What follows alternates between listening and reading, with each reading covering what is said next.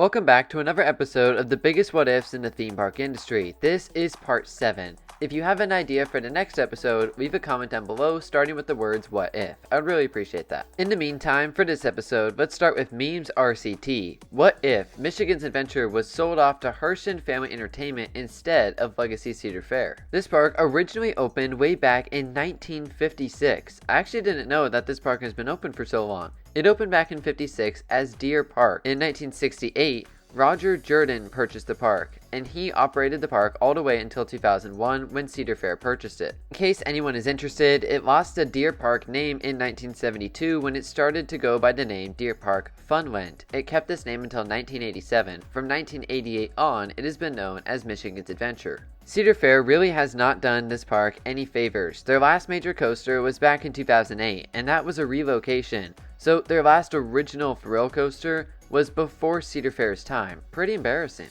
So let's ask the question, would this park have been better under Herschend? To be frank, I think it probably would be. Now, just like Cedar Fair or Six Flags, there is good Herschend and there is bad Herschend. Silver Dollar City and Dollywood are examples of good Herschend in terms of investments. And then you look at Wild Adventures and the recently acquired Kentucky Kingdom, and there hasn't been as much. That's bad Herschend. The question comes back to value. Would Herschend have valued Michigan's Adventure more than Cedar Fair has? I think it's possible, but it's really hard to say. Let's tie this into another question from Justin Coasters. What if Six Flags acquired Michigan's Adventure instead of Cedar Fair? This comes back to the same question that we just mentioned a moment ago. Would Six Flags have valued Michigan's Adventure lower or higher than Cedar Fair has over the last 23 years? Granted, you really can't value Michigan's Adventure much lower than Cedar Fair has since 2001. Between Cedar Fair and Six Flags, I think Cedar Fair was the better choice. Between Cedar Fair and Herschend, I think Herschend is, on paper, the better choice. Again, which version of Herschend will we get with Michigan's Adventure? That is, of course, the question. Now, the one thing that has upside in terms of Six Flags purchasing this park is that the chances of Michigan's Adventure getting an RMC I think are a lot higher if Six Flags had been in charge. It seems like RMC and Six Flags have a really good relationship. Their hybrid coasters are peppered all throughout the chain at various sized parks, and now there's even a couple single rail coasters across the Six Flags parks, 3 in total. Cedar Fair has not had the same relationship with RMC, and while Herschend has had some of a relationship with RMC, adding 2 coasters from them, Lightning Rod has had so many issues that I'm sure that they're not totally happy with their experience on that front. Then again, they did go back to RMC for Fire in the Hole for the 2024 season, so maybe they still have a good relationship. Regardless, let's go to Justin Coasters again for what if Hard Rock Park was a success. This park's story is a bit unfortunate. At the turn of the century, John Manowski opened a small theater in Myrtle Beach, South Carolina, known as the Ice Castle. This did not receive the attendance that he was expecting though, and so him and Stephen Goodwin started developing an amusement park. The planning process for this park saw many different iterations. Originally, they were thinking about theming it to the 4 seasons, summer, spring, winter, and fall. Then they were thinking about theming it to MGM Studios. That proved to be too expensive. Ultimately, they decided on a music theme. The concept for this park wasn't bad at all. They broke ground in July of 2006 and opened April of 2008. The park opened with an impressive 5 roller coasters, including a massive B&M Looper, which I believe is a clone of the Incredible Hulk coaster at Islands of Adventure.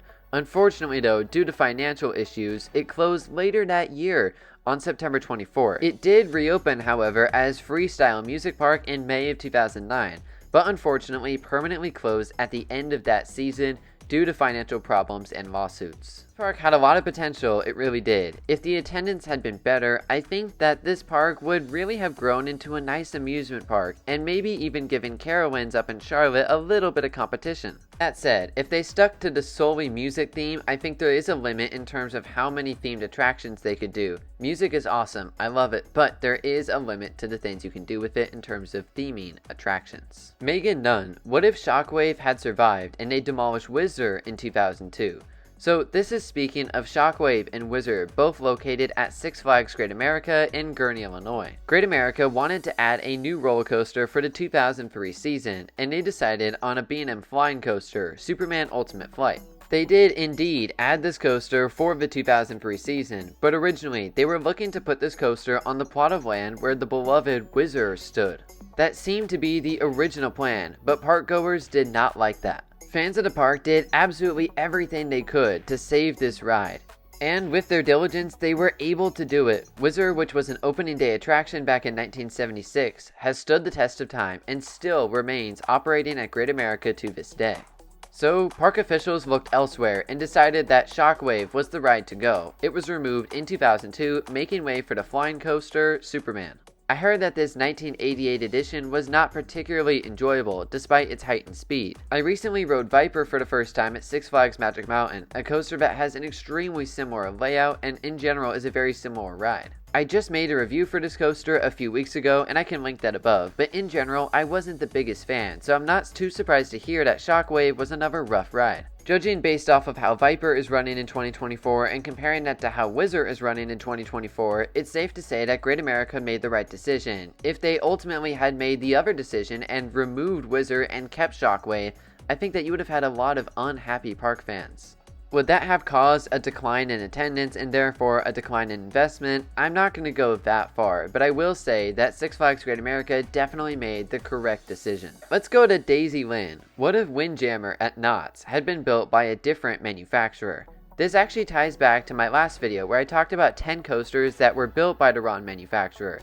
This ride did not get brought up in that video, though it easily could have. This Togo looping dueling Crazy Mouse originally opened back in 1997, but only lasted in 2002. This ride had a lot of issues with reliability and was said to be a very uncomfortable ride experience. After just 4 years, Knott's had had enough and shut this coaster down in 2000. Right when this coaster was closing, they filed a lawsuit against the manufacturer, Togo, seeking $17 million in damages. The problems listed included misaligned tracks, defective safety restraints, and wrinkles in the main frame of the trains.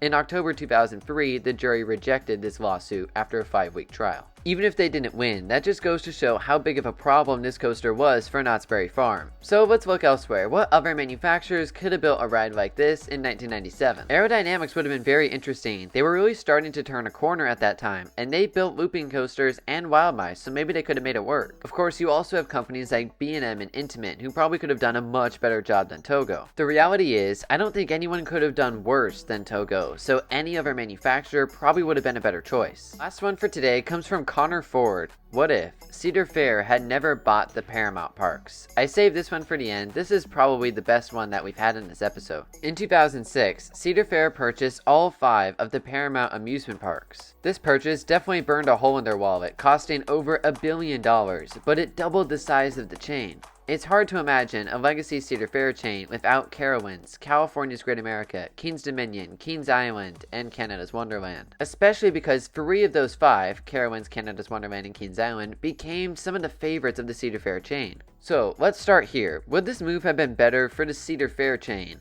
Despite the fact that it cost over $1 billion to acquire these parks, I think they are better off for it. Those big 3 I mentioned a moment ago are massive money makers, and that's part of the reason why they've gotten such a level of investment.